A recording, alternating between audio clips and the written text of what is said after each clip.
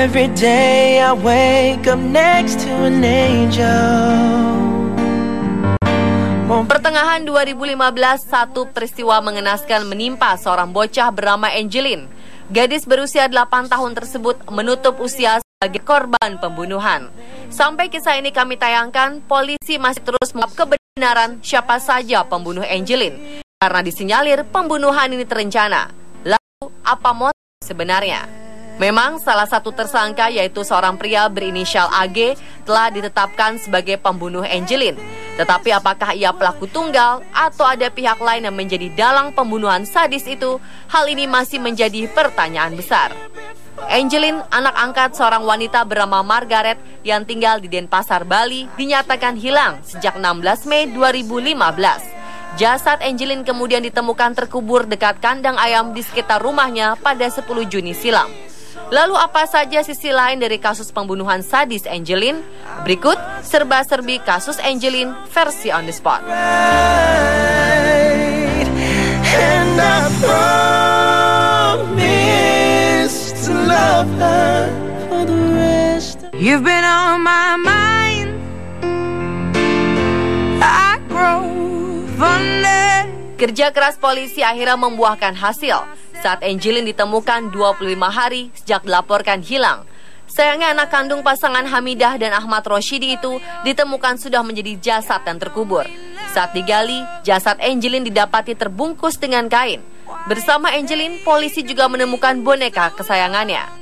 Tim yang mengevakuasi di areal kandang ayam di rumah Margaret, sang ibu angkat, ikut haru saat mengangkat jasad mungil Angelin. Seorang anggota tim evakuasi bahkan mengaku menangis saat mengangkat jasad bocah malang tersebut.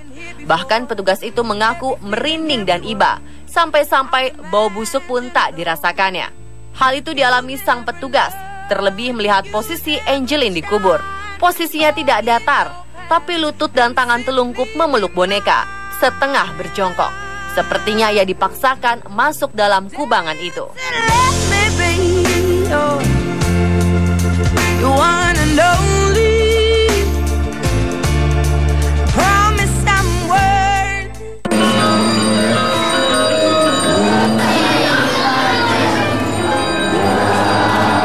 Mama, mama. Suara itu menggema dari balik pohon besar di depan rumah ibu angkat Angelin di Jalan Sedap Malam nomor 26 Denpasar pada 9 Juni lalu. Memang sulit diterima logika, namun kabarnya suara itu didengar sejumlah guru yang baru saja selesai menggelar persembahayangan di rumah korban.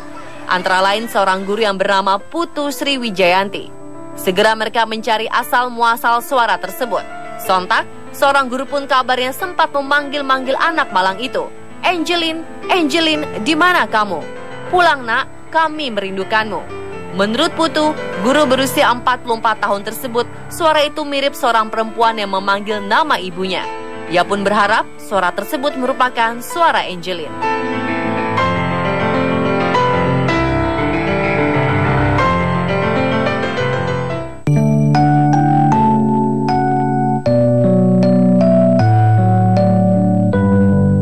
Angelin memang bukan tokoh masyarakat atau pahlawan, namun kasus yang menimpanya telah menyentuh hati banyak orang.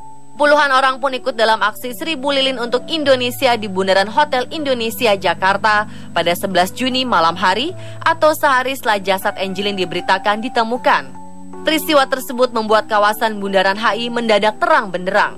Aksi ini diikuti berbagai elemen, diantaranya Satgas Anak, Kepolisian RI, dan perwakilan anggota Komisi 8 DPR RI, dan tentu saja masyarakat.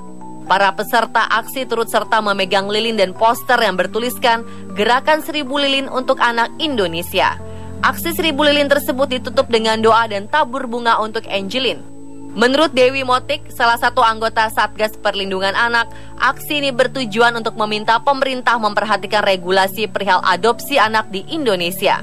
Karena banyak sekali orang yang bersyukur anaknya diadopsi, tapi malah disia-siakan.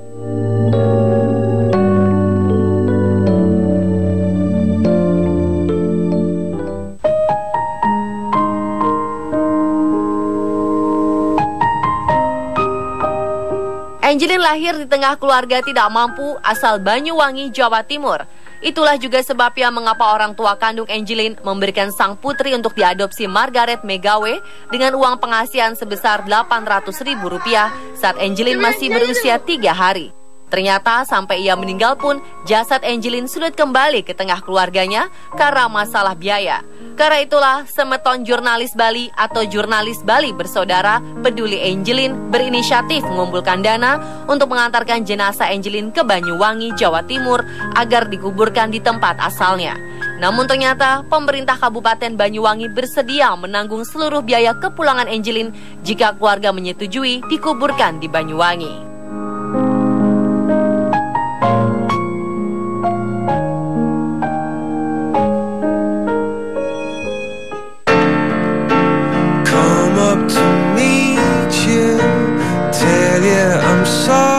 Total 444 siswa-siswi SDN 12 Sanur melakukan persembahyangan bersama di halaman sekolah. Persembahyangan tersebut bersamaan dengan pembagian rapor kenaikan kelas. Tujuan digelarnya persembahyangan di sekolah sebagai wujud kepedulian sekolah terhadap Angeline sekaligus mendoakan agar arwah Angeline bisa menyatu dengan Tuhan. Di akhir hayatnya, Angeline tercatat sebagai siswa kelas 2B dan dinyatakan naik ke kelas 3 saat ia masih dianggap hilang. Meski ia tidak ikut ulangan umum, Angeline diputuskan naik ke kelas 3. Saat itu para guru berharap Angeline bisa ditemukan dalam keadaan selamat dan rapor ini sebagai hadiah untuknya. Sementara itu, wali kelas Angeline yaitu Putu Sri Wijayanti terisak sedih ketika memperlihatkan buku raport Angeline. Sejak menjadi wali kelas Angeline, Sri Wijayanti mengira Angeline anak yang kurang mampu, mengingat dari postur tubuhnya yang kurus dengan rambut dan kulit yang kusam. Sampai-sampai sang guru tertarik untuk mengasuh Angeline di rumah. Namun ternyata setelah melihat Ibu Margaret dan mengetahui Angeline tinggal di keluarga berada, guru itu pun mengurungkan niatnya.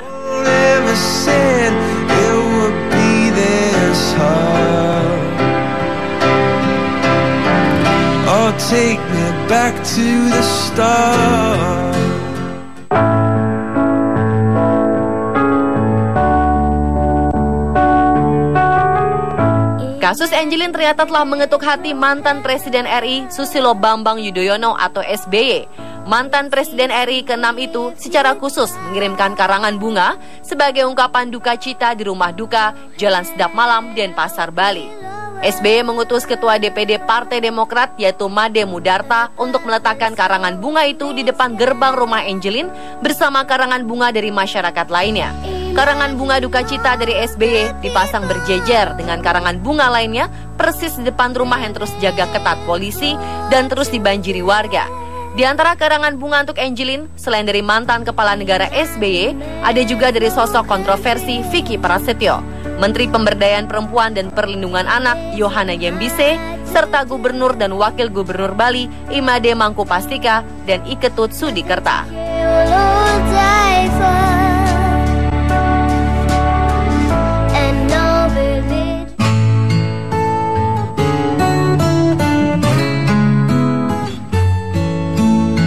Kasus pembunuhan Angeline telah mengundang simpati berbagai kalangan, tak terkecuali di kota Denpasar, Bali. Pada 13 Juni petang hari, bertempat di Pantai Matahari Terbit, Sanur, Kota Denpasar, ratusan warga dari berbagai elemen, bahkan wisatawan asing, ikut serta menggelar doa bersama untuk mengenang kepergian gadis malang itu. Selain berdoa, mereka juga menyalakan ratusan lilin, melakukan tabur bunga di sekitar Pantai Matahari Terbit, serta menerbangkan lampion. Selain itu, dalam acara tersebut, teman-teman Angeline menyanyikan lagu Let It Go milik Demi Lovato yang merupakan lagu kesukaan Angeline. Tabur bunga dilakukan sebagai simbol untuk mengenang peristiwa memilukan itu, sekaligus untuk memberikan kekuatan kepada masyarakat, agar lebih memberikan kasih sayang dan perlindungan kepada anak-anak.